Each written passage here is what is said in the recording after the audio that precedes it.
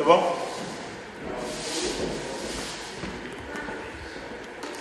Chef, c'est bon, d'accord? On vous attend pour commencer.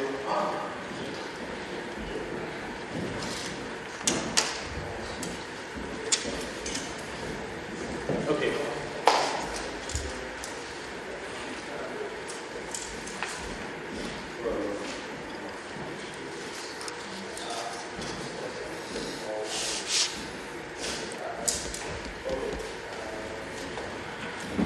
Avant que nous rentrions dans le vif du sujet, j'aimerais vous dire merci. Comme on le dit chez nous communément en Côte d'Ivoire, d'où je suis originaire, à Kouaba, à cette rencontre. J'aimerais, au nom de Marie-Louise et de son équipe, présenter nos excuses pour le retard avec lequel nous commençons. Mais comme on le dit communément, il n'est jamais trop tard pour bien faire. Et donc, merci d'avoir accepté d'être présent ce jour pour discuter des sujets qui concernent notre cher étang de Mavaland, comme les Anglais l'appellent, et bien le continent africain. Je suis Adjo Kwaku, journaliste de son état. Je travaille pour Vox Africa, la télévision panafricaine bilingue, qui émet à travers le monde entier et notamment sur le continent africain. Je suis producteur et présentateur. J'ai deux émissions. Une émission de débat comme ce que nous allons voir aujourd'hui, des discussions que nous allons avoir aujourd'hui, et une émission un peu de distraction. Parce que l'Afrique aussi, c'est ça, c'est la distraction au-delà de la réflexion pour voir dans quelle mesure nous pouvons faire avancer notre mère et patrie, l'Afrique. Et donc, à ce titre-là, je puis l'avouer, toute modestie mise à part, que je suis très occupé. C'est-à-dire du lundi au vendredi, je commence le boulot à 2h du matin et je rentre à la maison souvent à 22h. Ça fait que mes relations amoureuses souvent on prenne des coups parce que je trouve que je n'ai pas assez de temps pour me consacrer à la vie familiale. Mais comme par amusement, je réponds à mes amis, je dis que c'est vrai qu'on travaille beaucoup, mais je pense qu'on a la mort pour se reposer. Tant que notre continent sera sous ces attaques incessantes depuis des millénaires jusqu'à notre génération, il est temps que nous dormons peu et que nous travaillons beaucoup. Et que quand nous aurons la mort nous frappera, je pense qu'on aura le repos éternel. Et donc, voilà, c'est à ce titre-là que j'ai accepté, avec honneur bien sûr, de modérer cette rencontre d'aujourd'hui, car je pense que c'est le retour à l'envoyeur. En tant qu'homme des médias, je sollicite la plupart d'entre vous, spécialistes dans votre domaine, pour participer à l'animation des débats que nous organisons sur la plateforme de la télévision panafricaine Vox Africa. Il est important qu'à mon niveau, que je sois présent partout où je suis sollicité par ceux que je sollicite, pour ne serait-ce qu'apporter ma pierre à la construction de l'édifice, de l'éveil de conscience de nos populations. Donc c'est à ce titre-là que je suis là. C'est un honneur pour moi, car me retrouver là en train de modérer une rencontre où des sommités de l'intellectualisme africain se retrouvent, eh bien pour moi c'est un honneur. Je pense que c'est vrai que dans 20 ans, dans 100 ans, ça risque de rentrer dans les annales et ma petite image sera là. Sur ce, en tout cas merci d'avoir répondu à l'appel de Marie-Louise et de son équipe. Aujourd'hui, eh bien, la thématique sur laquelle nos experts vont tabler s'intitule eh bien, France-Afrique, immigration et démocratie en Afrique. Ce sont des thèmes qui, parmi tant d'autres, qui concernent notre continent, l'Afrique. Et Dieu merci, aujourd'hui nous avons des personnalités du continent qui maîtrisent ces sujets et qui ont l'obligation, je dis bien l'obligation, de partager leurs connaissances avec le citoyen lambda sur le continent, car la libération totale de l'Afrique, je pense, viendra par l'éveil de conscience. Et parmi les personnalités qui ont accepté aujourd'hui de participer à cette rencontre, je vais nommer par exemple Maman Nyandou. Maman Nyandou qui est assise à mon extrême gauche. Alors c'est une dame que j'ai déjà rencontrée personnellement, qui a accepté la première fois que je l'ai abordée à participer à mon émission. Elle est juriste de son État. Elle est aussi femme politique qui n'est plus à présenter au niveau de son pays, la RDC. Elle a été candidate à l'élection présidentielle, je crois, en 2006. Et en 2008, après la seconde élection, elle ne s'est pas présentée, mais elle a apporté son soutien. J'étais en prison. Voilà. Elle a apporté son soutien à l'autre candidat en son temps. Elle aura l'opportunité, comme on le dit chez nous, quand la tête est là, les genoux ne portent pas le chapeau. Donc je ne fais que fleurir. Elle donnera les détails en son temps. Donc elle va nous entretenir sur la thématique selon laquelle pourquoi les Africains migrent-ils. On le voit aujourd'hui à travers les médias dits internationaux que toute l'Afrique est en train de plier bagages pour venir sous d'autres cieux. Alors elle va nous dire pourquoi est-ce qu'effectivement les Africains se déplacent, mais est-ce que c'est tous les Africains qui se déplacent? La question reste posée. La deuxième thématique qui est la visibilité de la démocratie en Afrique, c'est ça sera la viabilité. La viabilité de la démocratie en Afrique sera animée par celle-là qui nous a fait l'honneur de nous inviter ici aujourd'hui, Marie-Louise Abia. Elle va nous entretenir là-dessus. Et puis, au-delà de tout ça, comme on le dit, on a eu entendu dire souvent par mégarde, je dirais, mais par insulte, que les Africains ne lisent pas beaucoup. Est-ce que c'est vrai que les Africains ne lisent pas beaucoup? En tout cas, on a un expert aujourd'hui ici, qui est lui, professeur de son État, professeur Liane Saïri, qui va nous entretenir sur l'importance de l'éducation et l'instruction par le biais de la lecture.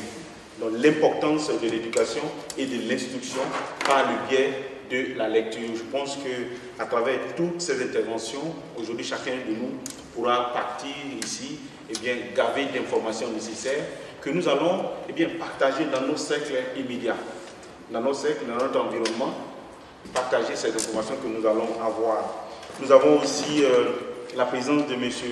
Louisi, qui lui va nous parler de l'unité africaine. Monsieur Louisi, ça? Louisi, ok. Alors, qui va nous parler de l'unité africaine et on aura aussi l'intervention de M. René Fambou, qui va nous développer un thème spécifique en son temps. Maintenant, pour clore, notre soirée, la discussion sera ouverte, la table ronde sera ouverte, et chacun de nous pourra poser des questions pour clarifier les pluralités dit et qui n'ont pas aperçu ou apporter des éléments additifs par rapport à tout ce qui a été dit.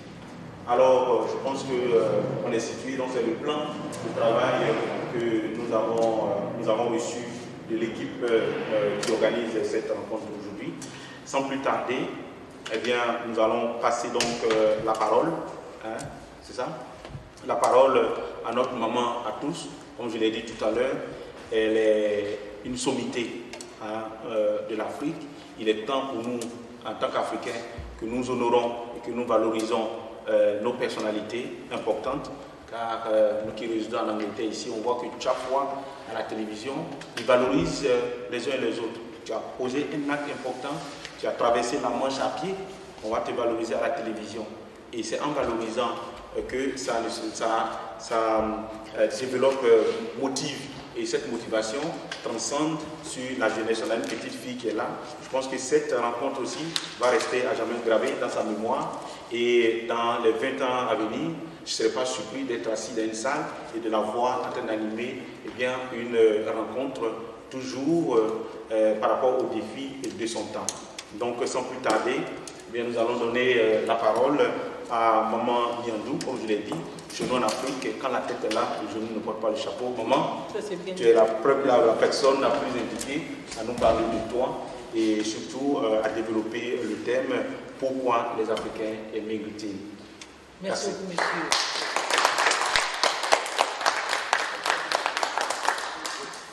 Merci beaucoup. Si vous permettez, avant que je ne commence, il serait peut-être intéressant de savoir combien de nationalités africaines il y a ici. Chacun se présente. Je commence par moi, je suis Adje Kwaku, je suis de nationalité, par référence, nationalité ivoirienne.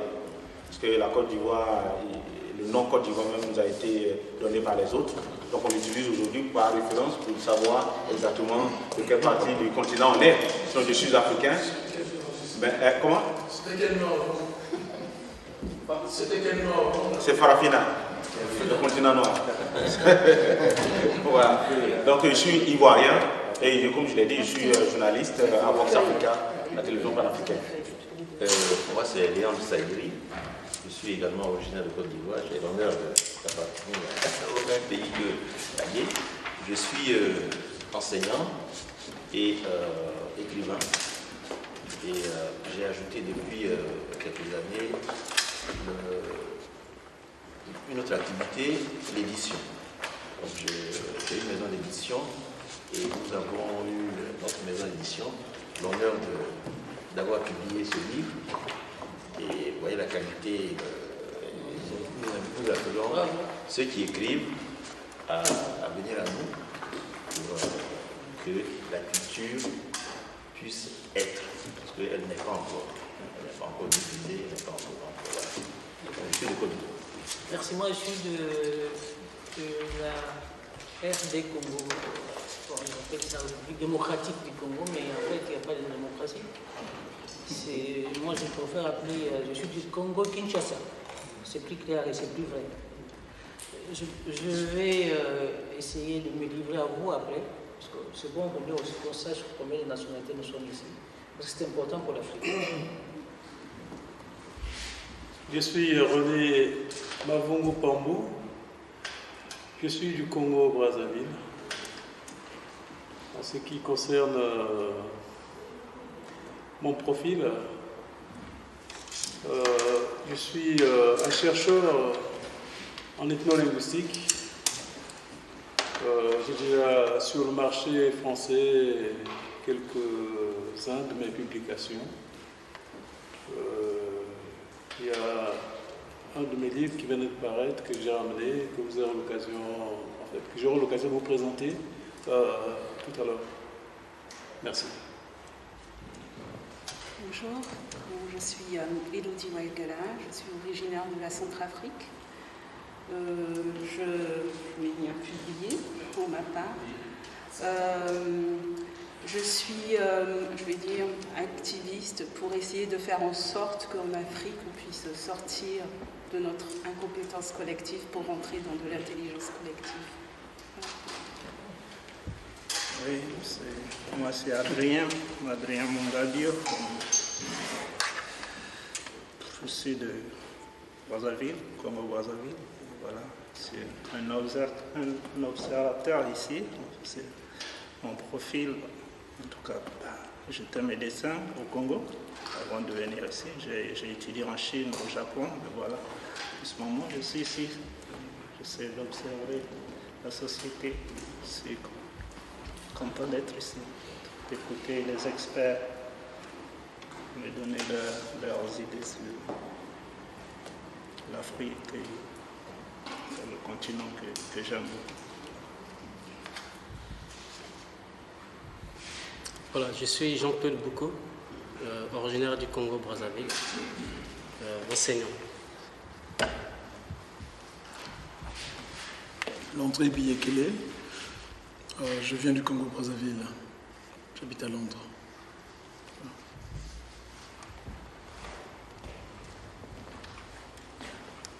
Gervais Loko, Congo-Brazzaville, et je suis ici aussi en tant qu'observateur. Et profiter de la connaissance et de la sagesse qui sera partagée ici. Je suis là pour ça. Et moi, je suis Loïs Kinshasa, je viens du Congo à Kinshasa, et je me présente comme révolutionnaire.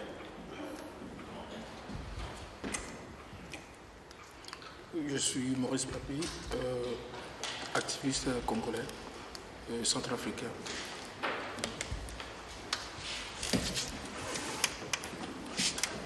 Je suis le pasteur TI, je ne sais pas voir les gens écrivent ça mal. Je suis le doyen des pasteurs francophones au Royaume-Uni, ancien diplomate de la République du Zaïre, l'actuelle RDC. Je suis écrivain, je suis politicologue et je suis chercheur.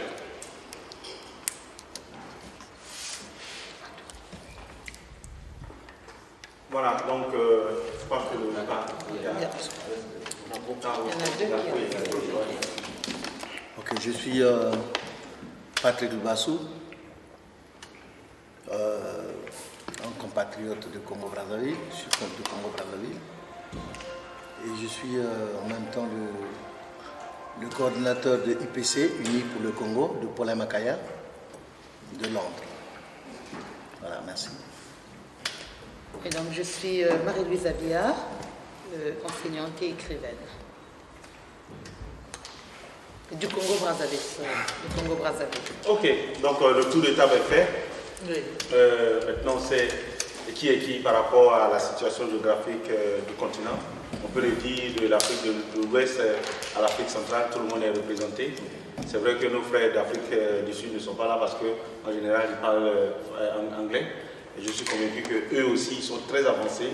Ils sont même plus avancés que nous dans l'éveil de conscience des peuples africains. Donc, sans transition aucune, nous allons laisser la parole à Maman Nyandou pour nous parler, pour nous expliquer, pour nous donner des informations soutenues sur la raison pour laquelle les Africains vont à l'étranger aujourd'hui, comme on le voit à la télévision. Merci beaucoup, M. Kwaku. Oui. M. Kwaku. Avec ce tour de table, nous sommes au moins 3 nationalités ici. Ça signifie que l'Afrique peut se rassembler. Certainement qu'on aura encore plus d'Africains, parce qu'il faudra qu'un jour, que nous ayons notre propre Bandung. La conférence de Bandung, ça signifie que la conférence des intellectuels, ça a eu lieu en 1955, mais cette fois, il faut qu'une conférence africaine, des intellectuels qui veulent voir une Afrique se développer, une Afrique qui rentre effectivement dans l'état de droit. Nous apprécions un pays comme le Ghana, il passe pour être un état de droit, le Botswana, un état de droit, et même l'Afrique du Sud, ils avancent, indépendamment de ce qui se passe avec M. Zuma, mais quand même ils ont obtenu l'avancée vers l'état de droit. Et c'est ça notre grand problème pour l'Afrique, l'état de droit, se sentir bien chez soi. On est bien ici, mais ce n'est pas notre pays. On nous le fait remarquer, mais nous devons faire en sorte que cela soit vrai chez nous en Afrique. L'immigration, pourquoi est-ce que l'Africain immigre? Pourquoi il émigre? J'ai fait une classification. Je vois qu'il y a 2 immigrations. Il y a une immigration volontaire et l'immigration forcée. L'immigration volontaire, c'est essentiellement les faits africains qui quittent leur pays, qui viennent en Occident pour des raisons d'études et qui ne sont pas rentrés à la fin de leur formation.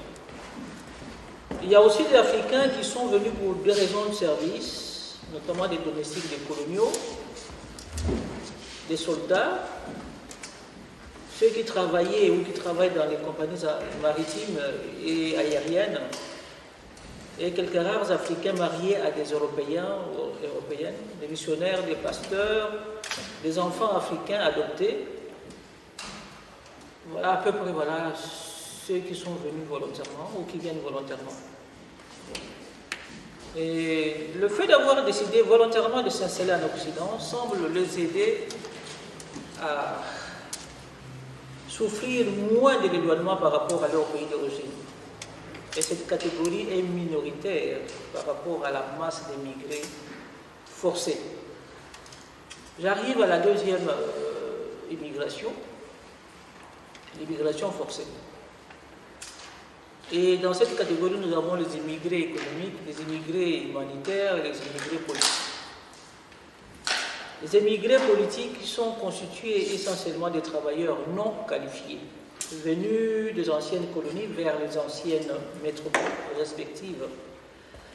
Une infime minorité d'intellectuels, professeurs d'université, médecins ou architectes, ingénieurs émigrent aussi pour des raisons du manque d'encadrement scientifique de qualité. Il y a aussi l'immigration intra-africaine, elle existe.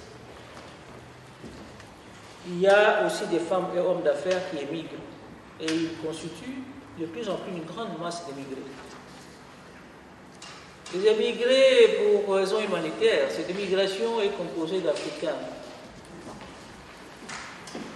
qui quittent leur pays suite à des catastrophes naturelles, les tremblements de terre, la sécheresse, les inondations et les épidémies. Dernièrement, c'était Ebola. Mais il y a aussi la raison de guerre. Cette immigration est surtout faite essentiellement d'un pays africain, pour ce genre de catastrophes, vers un autre. Tout le monde ne vient pas par ici, en Occident. Et les émigrés pour raisons politiques, et c'est une immigration qui est constituée de victimes de persécutions, ou de personnes ayant une crainte fondée pour leur vie ou leur liberté. Je crois que la plupart de ces gens se trouvent ici.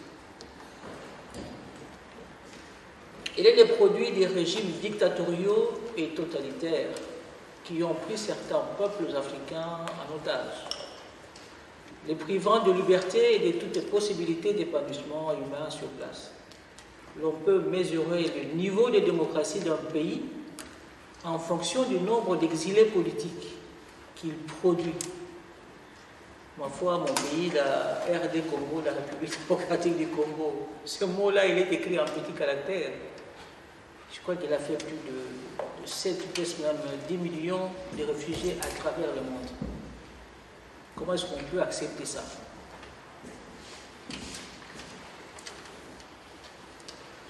Le Congo-Brazza, peut-être moins, mais c'est toujours beaucoup. Pourquoi est-ce que le Congolais du Brazza doivent quitter leur pays alors qu'ils sont un beau pays? Vous savez, l'Ouganda, dernièrement, le monsieur Museveni a été réélu président de l'Ouganda. Mais il ne connaît pas ce qu'il devrait faire pour son peuple. C'est toujours la dictature. Le Burundi, le Rwanda, n'en parlons pas, et tant d'autres. Mais par contre, on peut citer les cas de pays comme l'Afrique du Sud, je l'ai dit tout à l'heure, le Botswana, le Ghana, comme n'ayant plus ou pas d'exilés politiques. En tout cas, je n'en connais pas. Et nous devrons tendre vers des pays, donc nos pays d'origine, que ce soit des pays sans exilés politiques. On ne devrait plus avoir des exilés politiques. Combien d'exilés politiques qui sont d'origine de la Grande-Bretagne? Combien d'exilés politiques qui sont d'origine française? Combien? Pourquoi est-ce que c'est là qui sont des humains comme nous, les Français, ils ont la tête, une tête, les yeux. Nous en avons deux, comme tout le monde, un seul nez, en dehors de la couleur. Pourquoi est-ce qu'eux devraient vivre en paix chez eux, dans cet état de droit, et pas les pays d'Afrique que eux soutiennent? Ils soutiennent la dictature chez nous en Afrique.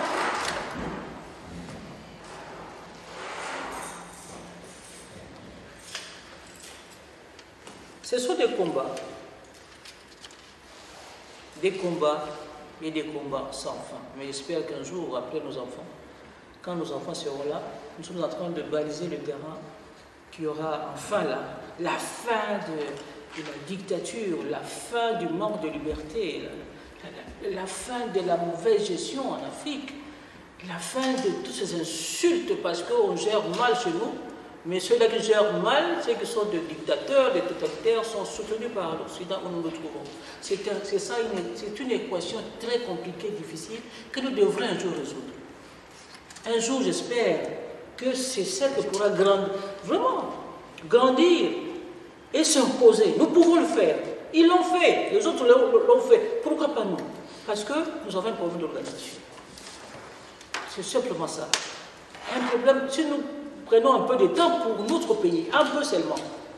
Ici, peut-être, si on voulait bien, on peut être même à 500, 600, pourquoi pas. Et vous avez la charge, mais je crois que vous n'allez pas, vous n'allez plus fuir.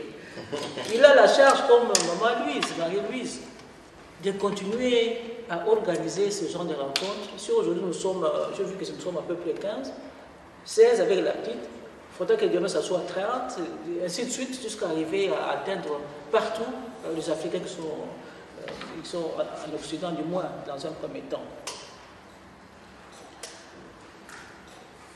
C'est ce que je disais, la reconnaissance de ces pays, des dictatures par des puissants du monde, retarde, je le dis, haut et fort, retarde l'avènement de l'état de droit que nous espérons atteindre. Prenons le cas du Congo-Kinshasa. Joseph Kabila est fin terme. Et en principe, pour le 19 décembre, il ne doit plus être là. Il aura fait 2 mandats. Et la Constitution interdit un 3e mandat. Écoutez, il veut organiser un dialogue qu'il appelle un dialogue inclusif. Ça me rappelle le dialogue intercongolais qui a eu lieu en Afrique du Sud. Et je suis étonné de voir que, bon, je comprends la diplomatie, c'est ça la diplomatie. Il y a des voix dans la communauté internationale qui invitent les acteurs politiques et civils à adhérer à ces dialogues. C'est comme si on demandait, c'est comme si Obama voulait organiser un dialogue alors qu'il est fin terme, et la communauté internationale demande aux Américains d'accepter d'aller à ces dialogues-là, pendant que lui part d'ici peu. Je ne vois pas qui est cet Américain qui va adhérer à ça. C'est aussi un autre problème de la respectabilité de l'Africain par surtout l'Occident. Nous ne sommes pas respectés. Et pourquoi? Quand le débat sera ouvert, certainement nous connaîtrons, nous saurons pourquoi et apporter des solutions ensemble. Mais cette diaspora a une mission. La mission de la diaspora doit consister à convertir leur séjour extérieur en une force positive dans le pays d'accueil et le pays d'origine. Comment combler le vide créé en Afrique dû à la fuite des cerveaux? J'espère que nous aurons la réponse à ça.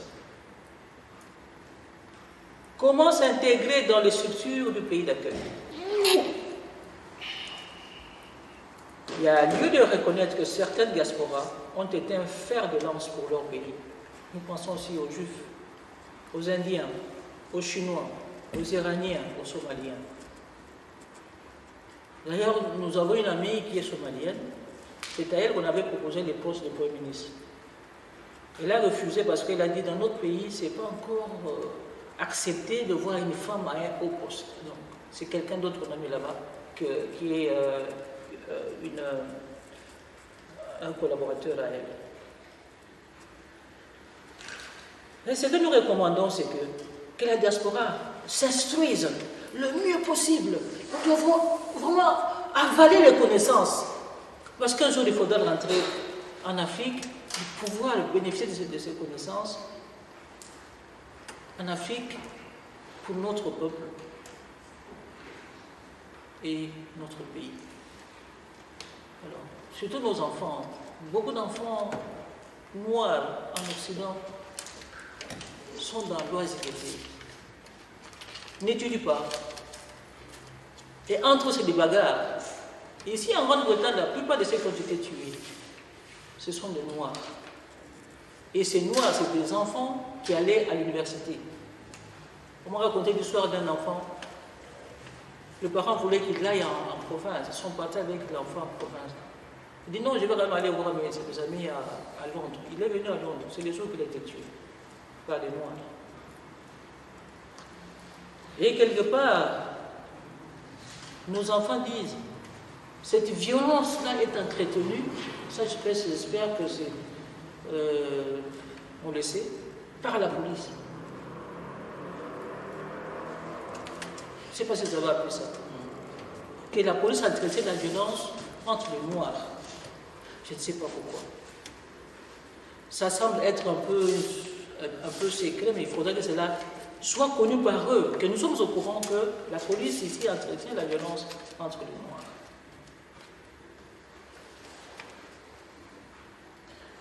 Je peux dire aussi que nous pouvons nous organiser. Il s'impose de s'organiser. Nous devons avoir des objectifs clairs à atteindre dans le pays d'origine, avoir des stratégies appropriées. Et comme nous avons une culture, nous devons se faire en sorte que nous ne puissions pas perdre cette culture. D'où il faut se doter de centres culturels pour conserver et transmettre les valeurs positives de nos cultures. Elles existent. Il n'est pas non plus impossible de s'organiser économiquement. Il faut cesser d'être uniquement des consommateurs, mais aussi devenir des créateurs d'entreprises, pourquoi pas, des innovateurs. Moi, j'ai suivi un reportage sur un Congolais de Brazza qui avait innové dans les devices, je ne sais pas comment on dit ça en français, du téléphone portable. Les appareils, les gadgets. Oui, j'ai suivi ça à Brazza même. C'était beau de voir ça. Alors, il a créé un appareil pour l'Afrique. Ça, c'est beau. On doit innover et on doit féliciter ceux qui peuvent innover. Il est aussi possible, enfin, de s'organiser politiquement. Pourquoi ne pas entrer dans les partis politiques de ceux qui décident ici? Et qu'on ait des députés qui peuvent parler à notre nom et peut-être même orienter la politique vers le pays d'Afrique à travers la coopération. On doit se doter des plateformes qui permettent d'avoir un impact sur ce qui se passe au pays d'origine. Avec les changements positifs qui peuvent intervenir au pays d'origine, la diaspora peut devenir le meilleur canal de la coopération du pays d'accueil. Pourquoi pas? Au lieu d'envoyer des diplomates ici du pays d'accueil, mais on peut prendre les Africains pour leur pays comme ça se passe pour les Indiens. Pourquoi pas l'Afrique noire? Et aussi, le pays d'accueil peut consulter la diaspora si elle est organisée. C'est ça le grand problème qui revient. Vous n'êtes pas organisé. Et même, avoir des emplois qui sont générés dans ces cadres-là. Nous pouvons élargir l'espace d'emploi par l'organisation. Nous devons aussi utiliser, surtout apprendre à utiliser les médias à bon escient. Parfois, je suis certains débats, vous voyez que c'est un conflit de personnes. Non, nous devons nous débarrasser des conflits de personnes. Nous devons avoir des conflits qui sont, des interventions qui sont relatives aux projets, à des grands projets, oui. Il ne faut pas parler des individus. Non, on se moque de nous. Mais enfin, il faut vraiment, et c'est la fin de fin, s'impliquer dans les initiatives de développement dans le pays d'origine, qui sont des apports certains pour les générations futures. Qu'est-ce que nous avons durant ici 10 ans? On a fait l'Europe. Qu'est-ce qu'on a fait? Voilà à peu près, parce que je ne voulais pas piloter maman Marie-Louise, qui a dit il ne faut pas être long. Le reste, ça sera dans le débat. Je vous remercie. Merci.